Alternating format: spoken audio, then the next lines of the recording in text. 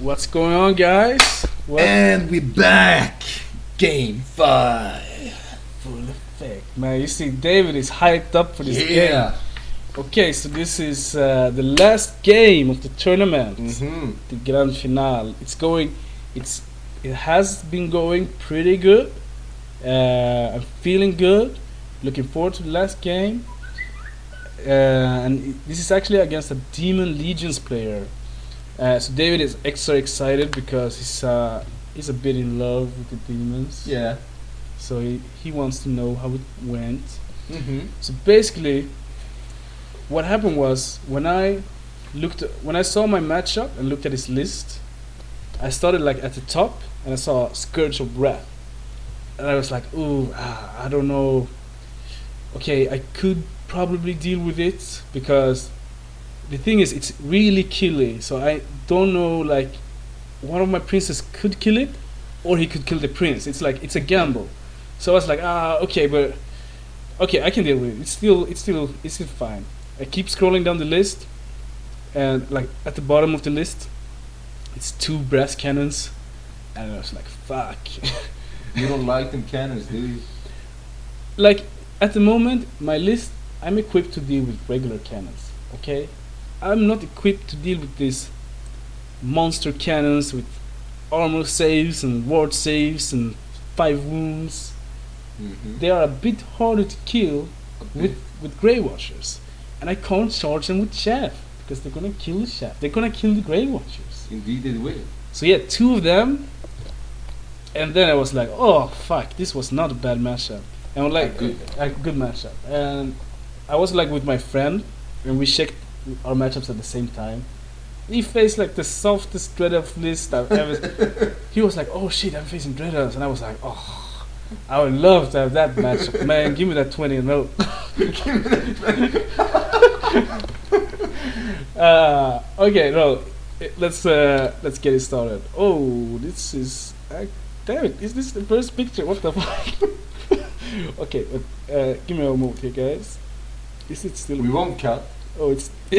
We won't, because we keep it raw. This is uncut, man. This can't be the first picture, man. Yeah, it is. What's going on? It's so raw. Okay. Yeah, okay, this is like actually okay. Turn 5. No. Okay, this looks fucked up, but it isn't that fucked up. This is turn 1 after movement, okay? Can you zoom in a bit more so you don't see the bar, the bottom? No? Oh yeah, yes. Oh, perfect. So this is first turn after movement. So I'm just gonna go over where his army is. And okay, secondary objective here. It was really fucking funky, okay? You see that thing in the middle? That's a volcano. The volcano spits out lava at the end of each movement phase at the D3 closest units, and it makes it. They take a strength 4 hit per rank. What? Yeah. Shit. All right. And how the fuck did you score? Yeah, and the thing here was we took turns placing out markers. You see those black markers out on the table? We had to place 2 markers each. They had to be 12 inches away from my deployment, from your deployment zone, and 12 inches away from other markers. Right. So we placed out 4 markers, and after that you had to secretly write down on a piece of paper one of those markers. So he wrote down 1 and I wrote down 1. Those markers are what you need to claim to gain objective points. Okay. For each one that you claim, you gain 3 battle points, and you claim it by having most scoring units within 6. Okay. But the thing is, you out of 4 markers, you don't know which 2 there are that you need to claim. Oh. So you know which one you have written down, but you don't know which one he has written down. So you know one of them. So you have to try to figure it out.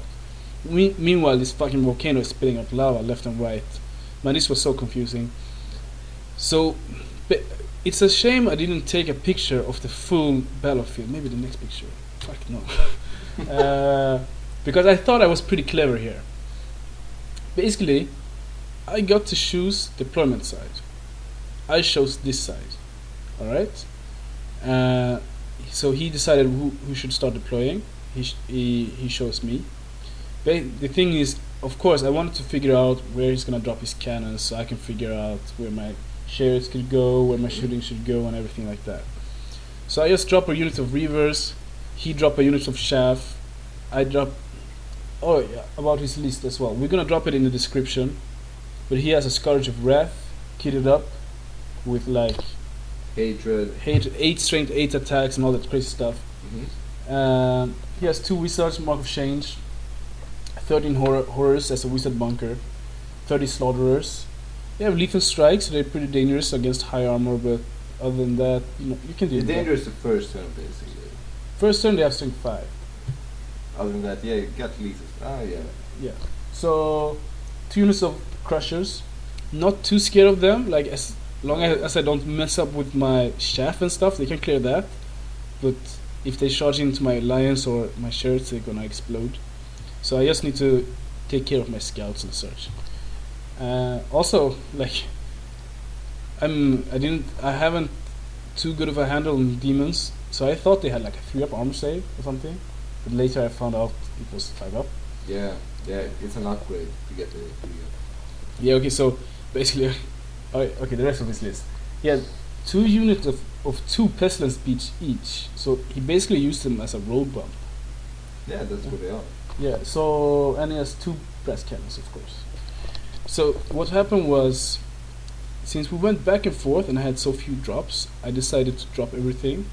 And this is where I thought I was pretty smart, because there were 2 hills on my side of the table, and I thought, okay, I can either drop behind the hill in the middle and move up to it and try to use that for cover, and that as an advantage point, or I can use the hill on closest to us on the right. So since he hadn't dropped everything, I thought, okay, if I use the hill closest to me, he can drop his entire army on the other side and move up, and he just needs to get, it isn't too far, like his brass cannon can move 7 inches, so they can get up on the hill pretty fast, and then I have no cover. So what I did was I placed my 2 princes on the right side of the hill, closest to us, and my white lions and the Lord and Sea Guards on the left side of the hill. Oh, so you have to shoot. Huh? Oh, sorry. So, and then I spread out my shaft because it's just so fast. But what I was thinking was, he has to choose then if he wants to drop his brass cannons and stuff on the right side of the volcano or on the left side. On the right side, then he can see my princess right now, or on the left side he can't see them right now, but that's where the rest of my stuff is. So I was thinking, like, okay, if he drops them on the right side, I'm gonna move my entire army like so, like you see now. I'm gonna move, if he drops them on the right side, I'm moving my army to the left. My prince is behind the hill, his cannons are on the wrong side, and I will use this side because he has no other shooting, so I will use this side, just camp over here, shoot, claim my objective, and if he wants more points he has to come over here. And if he had deployed his cannons on the left side of the volcano, my princes would have stayed on the right side and my infantry would have moved over instead. Okay. So basically this hill is much further away, so he can't like go up on it and see over it or anything like that. So that's why I chose this tactic. So I deploy like so. His entire army is on the right side of the battlefield, apart from his 2 crushers that you see here, and he has a unit of chaff behind them. Basically, he figured that one of my markers who he could claim was here, so he want to make sure he can claim it. So this is after movement, turn 2. So he has moved once, and this is my second turn. Okay. During my first turn, I used it to first. I wanted to shoot the harpies, but they had cover, because I didn't think I would take any wounds on the crushers. But since they had cover, I was like, okay, I'll shoot at the crushers with one of my units. Then I found out they had 5-up armor save, and I was like, oh shit, I'll shoot at them with the other unit too then. So I killed 1 crusher and took 1 wound on the other in my turn 1, and you saw the rest of my movement. My magic didn't do anything. So in his turn 1, he moved up. With his entire army, he's starting to march with his cannons, or move his cannons to get line of sight and everything like that. He stays with this entire unit of slaughterers on the objective, on the other side. Okay. So he wants to make sure he gets those BPs. Okay. At least for now, I was thinking like I wonder if he's gonna move it to help fight, or if he's gonna stay there to make sure he gets it. I didn't know. But so I keep moving in my turn 2. Basically, I'm just switching over here. I need to claim this hill because the marker I chose as giving BPs are one on the hill. So basically, I want to make sure I have my white line stationary there, and set up my shooting and my princess here. This is just another picture, so the same thing. You see, I've already gotten tokens on both my princess and my white lions. So this shows the rest of his army. So here you can see both of his scoring units claiming the markers. His cannons are moving behind the volcano, and his big bloodthirster. This is his turn 2. He charges my unit of silverams here. Mm-hmm. You see here, the Harpies charges the flank with my silverams. Mm-hmm. When he did it, I wasn't too worried. I knew I had given him the flank here, but the way I thought was, it's only 4 of them that's gonna strike. Mm-hmm. They're gonna hit on force. They're gonna wound on freeze, and I have a 3-up armor save. And he could kill like 1, and Yeah. I have leadership 10 rerollable. Mm-hmm. I'm not gonna be steadfast if he kills 1, but I thought I'm gonna be safe. I'm gonna turn and kill the units of shaft. So he charges in, he takes it, hoping to break them. Moves up with those crushers, charges the unit of Grey Watchers to the right. That was a To mistake. the left.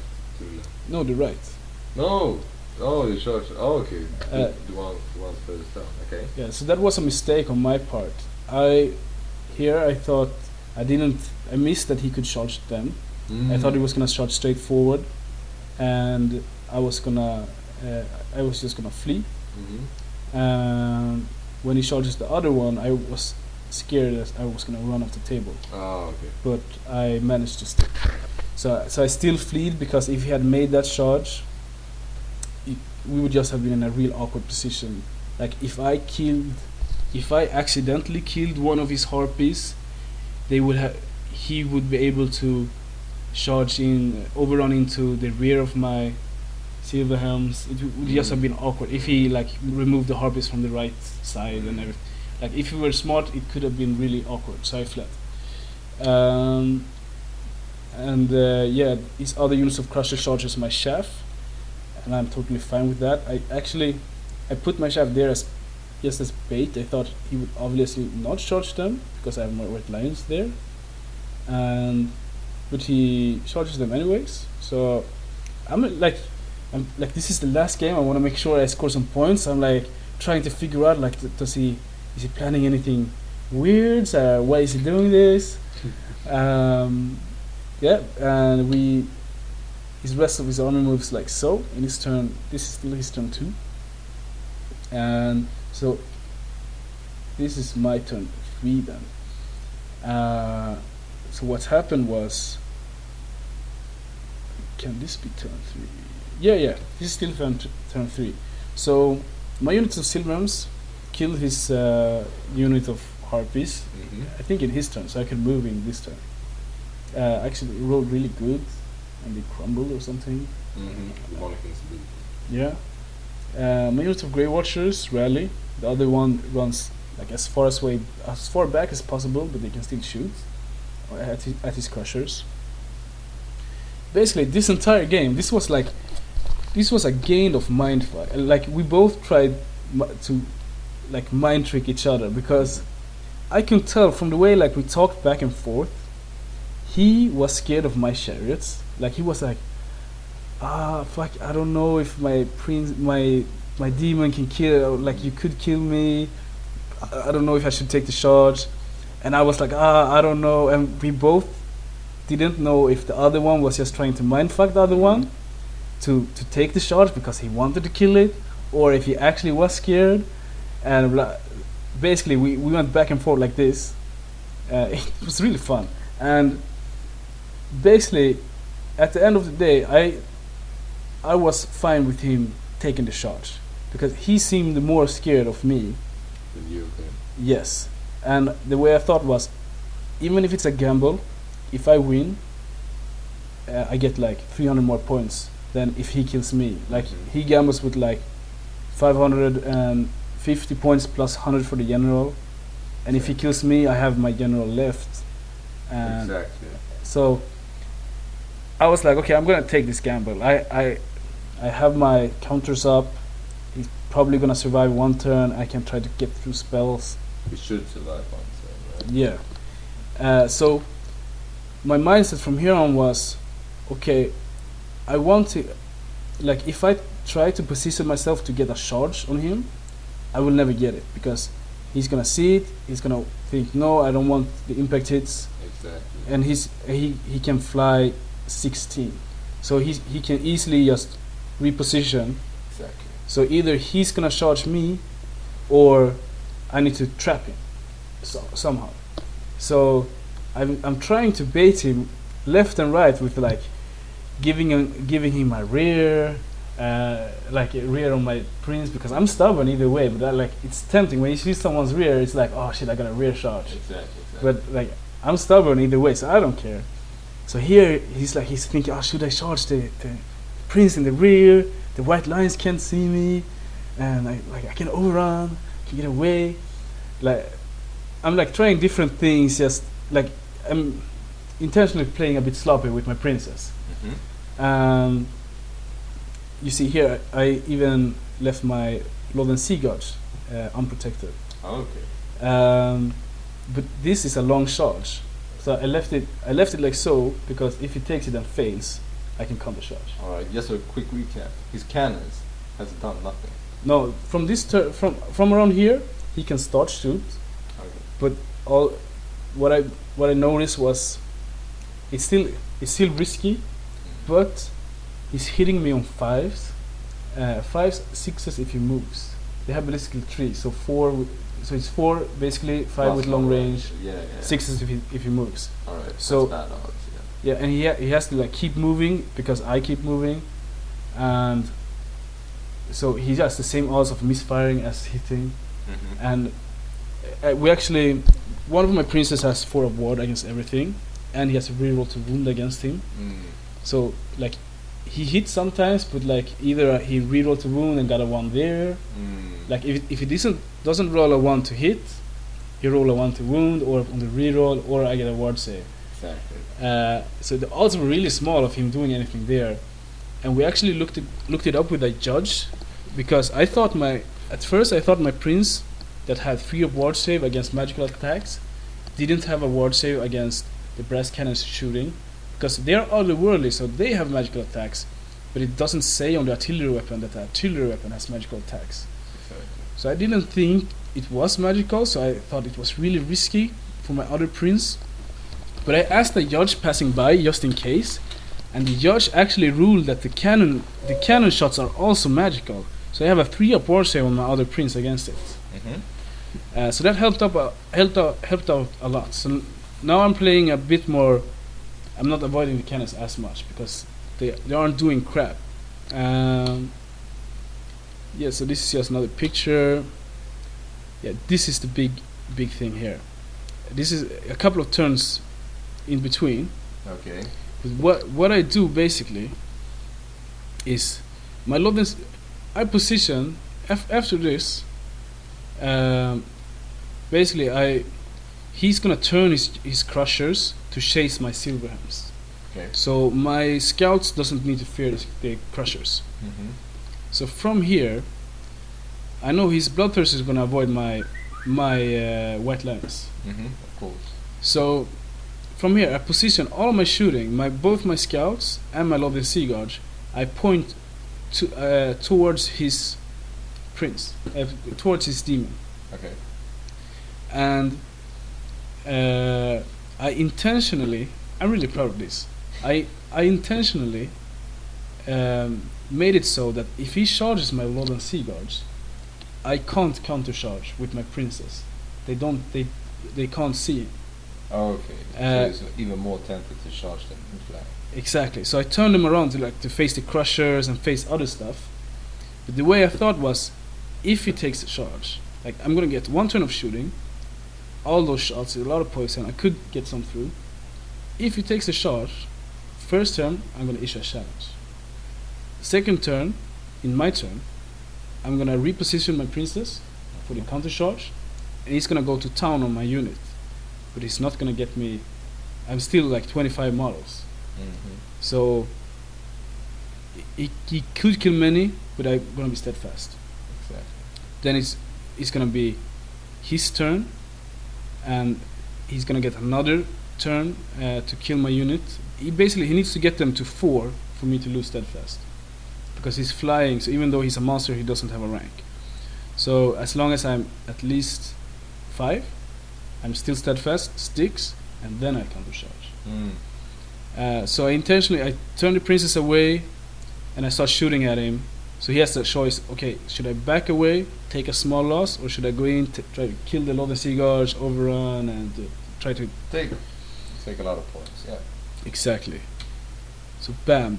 Is that word? I didn't think, because I didn't think he would take the charge. Because, like, I thought I was really smart, but it wasn't, not that advanced. Like, he knows I'm steadfast. Mm-hmm. But I can imagine, like, when you have a big, expensive, that killing monster, like, you want to get it.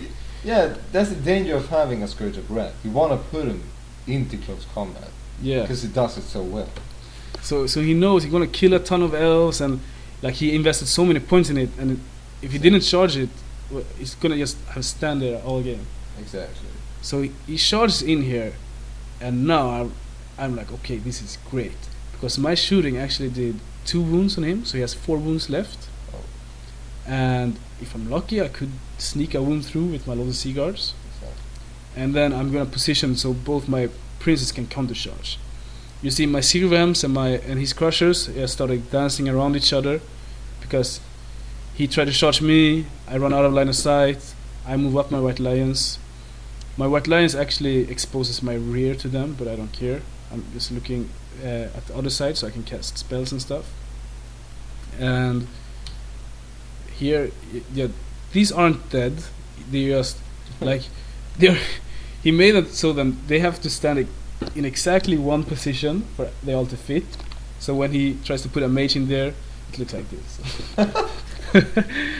So basically, these 2 units have stood on the markers all game, and just make sure he gets his marker. Mm-hmm. But he misunderstood the secondary objective. He thought all the markers were giving BPs, but only one of the markers. Okay. So he found this out, like he says it, like I heard him. He mentioned it like casually. So I understand that he got it wrong, and I explained it to him. But by then, yeah, he wasn't going to be able to do anything, anyways. Mm-hmm. So here, he obviously kills my champion, and I stick. I positioned my White Lions. I made sure to move the BSB in range, and so I'm on a 10 roll, 9 with the fear. Oh no, this is actually looking like they look at the other direction right now. Yeah, okay, they're looking towards here, just to threaten his crushers, but I wasn't gonna charge them because I'm not gonna leave the objective. And so what he does is he runs with his crushers away, and I just run with my Sylvans back on the objective. So even though he moves up his crushers, if he does it in the last turn, I'm gonna have 2 scoring. He has 1. So my plan here. Yeah, I missed to take a picture, but you can see he actually rolled really well on the Lord and Sea Guards. Yeah, I see that. So I was a bit scared, like fuck. My plan almost backfired. but it didn't. So I stuck on steadfast. He actually tried to. Here, you can't see it. Let's see. Here he has a movement phase after this where he moves his Pestilent Beast closer to my Lord and Sea Guards. So the turn after, the challenge and everything, his next turn, he tries to flank charge. I see that he's gonna try to do it. Okay. So I move up my unit of reavers to shaft them. They move max range and we can shaft them. If I missed that, they would have gotten in. They probably would have wiped my unit, and he could have pursued them. But I shaft them up, and so this is my Pestilent Beast. His Pestilent Beast kills the shaft and overrun. So when I kill the Bloodthirster, I overrun into his Pestilent Beast. But basically in combat, what happened was, it was really funny. Like I charged both my princes in the flank of his Scourge of Wrath, and of course I'm expecting him to issue a challenge. So, but I make the charge. We're like, okay, now combat phase is gonna start, and he's like, yeah, okay. So I'm like, okay, I'm starting now, and he isn't issuing a challenge, and he's like, yeah, and I'm like, oh, okay, I'm rolling my impact hits now, and picks up 2 dices, and he's like, yeah, go for it. And I'm like, okay, I'm rolling. I roll my impact hits. I actually roll like kind of low, like a 3 and a 1 or a 3 and a 2. And I'm like, oh, okay, so that 3 and a 1, it's like +1 on each, and like, okay, it's like 5 impact hits. And he's like, oh, but I want a challenge. And I was like, he was like, can I challenge? I was like, yeah, like I thought you wanted to challenge. He was like, yeah, of course I wanted to challenge. And I like, okay, it's fine. I'll accept with this prince. I chose the prince with 3 of ward save, of course, and I popped my counter. So I went all in, and he said, yeah, you can re-roll my impact hits on that guy. So I re-rolled it, and I rolled a 4, so I got 5 impact hits. I did 2 wounds just on impact hits. What? Yeah. So Christ. Out of those 5, like I wound on a 5 up. Yeah, 5 up, and he has failure saves. I took 2 wounds. He has 2 wounds left. The thing here was why my plan was so perfect here, because if he takes the charge, when I counter charge, he doesn't have hatred anymore, and it isn't like the first round of extra strength. It's a lot weaker. Yes. So here he doesn't have hatred. So when he rolls to hit, hits on 3 up, he misses a couple, wounds on a 2 up, roll like a 1. Then I have a 5 up rollable, roll a couple of 5s, and I have a 3 of ward save. He doesn't do any wounds to me. No. And I just do my princess attacks, and he dies. I think I did like 2 wounds that multiplies to 4 wounds. Yeah. And I don't have to roll my crew and my lions. So he dies, and he was like, damn it, I shouldn't have taken that charge. No, we shouldn't. And I was like, no, you should. Nah, man, you shouldn't. But he learned. Yeah, and here he's still trying to like last shot one of my princes away, but he doesn't manage to do anything. So here, I don't think I have like another. Yeah, I have a couple of more pictures, but basically here, from here, nothing happens. I make sure I claim the objective. He claims his. He doesn't manage to take anything else. He tries to get through a magic missile on the Lord of the Sea Guard, and I scroll it. And yeah, the game end like so. This is the last picture. And the result is 14-6 to me. That's a good win. Yeah. So going back to the. Oh yeah, I didn't have. Which picture do you want? Like an overview. This is a good overview. Maybe. This is a good overview picture. So you wanna start? Yeah, sure. It's less about the game, more about demons, really. So no, you start. Talk about the game first. Like, talk later. Christ, man. On YouTube. What the fuck you fought, man? Don't blame that shit on me. Man, what the fuck? Such a sloppy battle report. We don't have any pictures. Jesus Christ, you shouldn't have seen this room we're sitting in. Okay. So the game. It's late. So the game. What do you think about it? Let's start with this. If you would face demons now, are you equally scared of them? The brass cannons and the Scourge of Wrath? No. No. Absolutely not. Sure, like he could have killed Prince with the cannons. Mm-hmm. Like it could have gone worse. The odds are low though. Yeah, the odds are low, so it's like it's not a valuable tactic. Mm-hmm. So I'm not that scared. Not that scared. Like the Scourge of Wrath was a lot more scarier in my head. Yeah, just a brief history lesson here, I guess. It had multiple wounds. That changes a lot. Exactly. I used to play Demon's Wrath specifically during the time he could be equipped with multiple wounds too. That made him a lot more scary. It's kind of, it doesn't hit like a wet noodle now, but it's not definitely not a wet noodle. No, but it kills most stuff. Still, it's 600 points, and I'm not a fan of it. Yeah, it looks scary on paper than what it really is. Still, like I think it's he's fairly costed, but he's still like he doesn't really fit. Like it's a lot matchup dependent, because with fairly costed I mean like I compare him to an ancient dragon on a prince.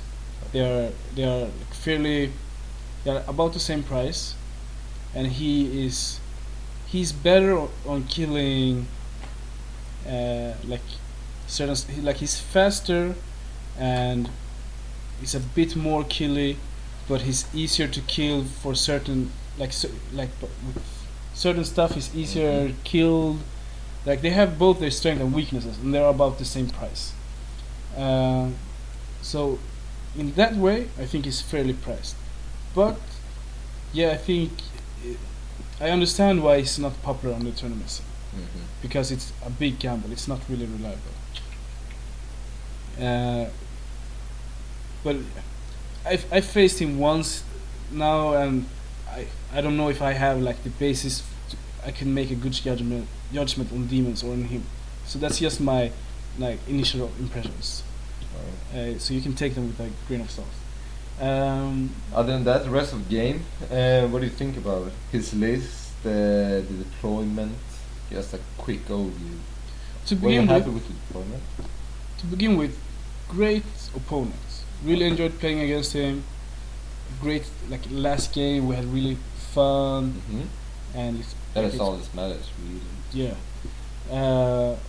Yeah. About deployment, I'm satisfied with deployment. I moved around a bit clumsy, like in the middle of the game with my big units, and I kept like throwing hidden path to correct my movement. But like it was because I didn't have a lot of spells to cast, because all of his stuff was out of range and behind the hill and stuff. So I like it was okay. I can cast like 2 spells, so I just cast hidden path.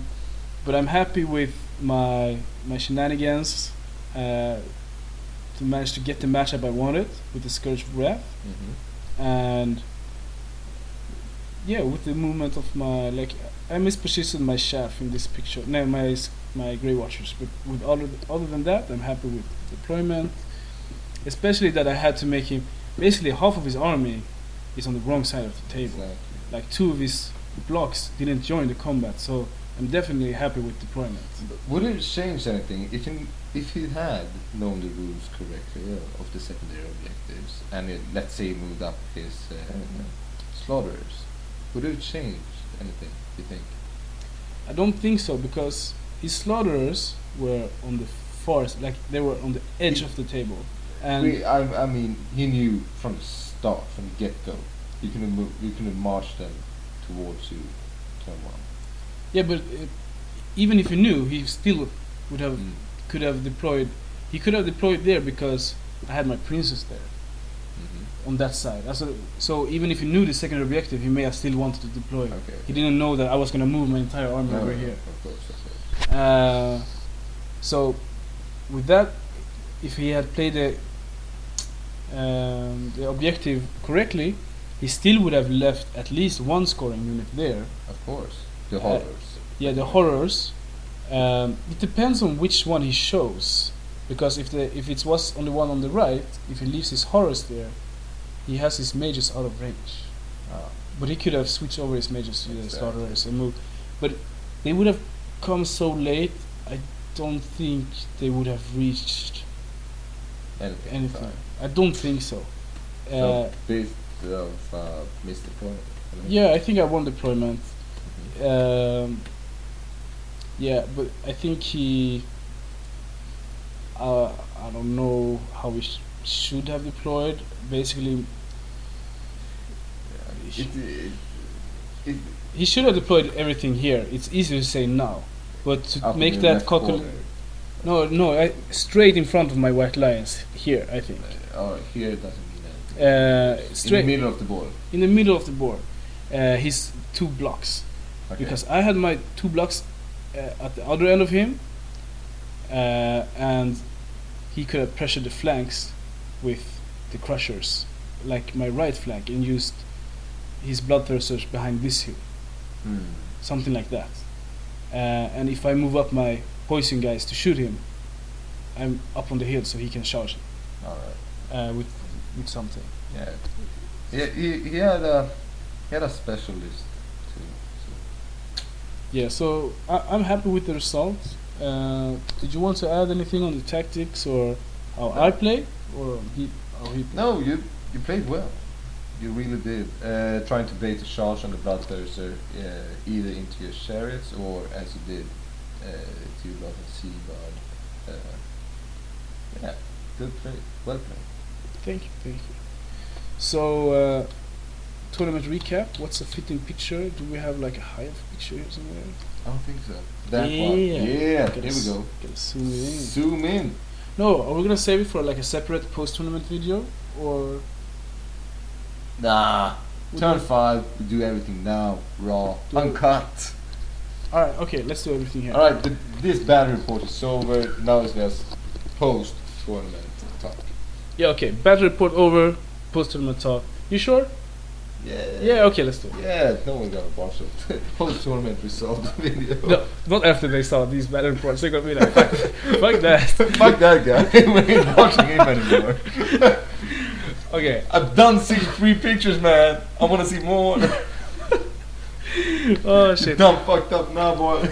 Okay, I promise, guys, to coming battle reports when I'm not in a tournament. I'm gonna take tons of pictures. When I started playing again, which will be very soon, I will try to take pictures too, just to fill in. Great. And I'll be the commentator, man. Yeah, we do it together, man. Do it. Like a team. This is a team channel now. It is. So, as a recap, 14 points this game.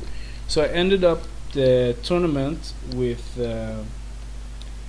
58 battle points out of 5 games, and they added like painting score to it, so you could get 0 to 20 from painting score, and also you got extra BPs if you won. Like if you won best painted army, you got 3 BPs, battle points.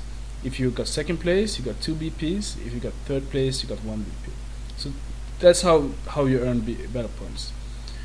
So in total, I got 19 points from my painting, so 1 less than maximum. I obviously didn't won best painted. So I ended up on 70. I think I got 59 from BPs and 19, so 78. Yeah, I got 78 battle points. And that left you at spot. I ended up at spot 15, so I'm actually really happy with my spot. You should be. Thank you. You're in the top third. Yeah, definitely in the top third. We started off the tournament with 54 players, but at the end some people had dropped out, so we were like 50. Including people we know. Yeah, one. We had like a team going. We had a team name and everything. We had our shirts.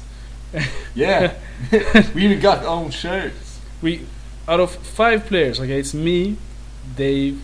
Okay, I'm not gonna Mention names. Yeah, we mention. were 5 players. It ended up with 2. Yeah, it was me and another guy, and me, I like showed up late for game 4 too.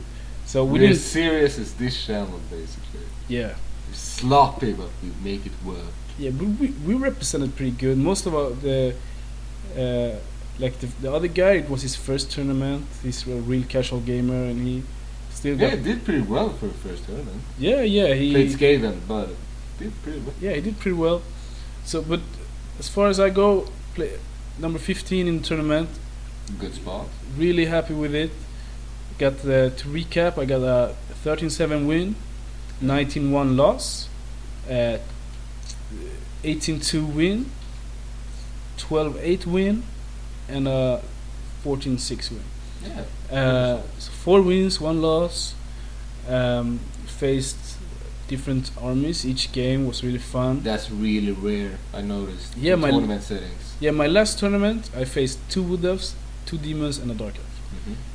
This was a lot more fun, and yeah, so I'm feeling good about my list. Like the changes I made, I switched About the out. white lion block, though. Actually, I'm still like I like my list. I felt it was a powerful list.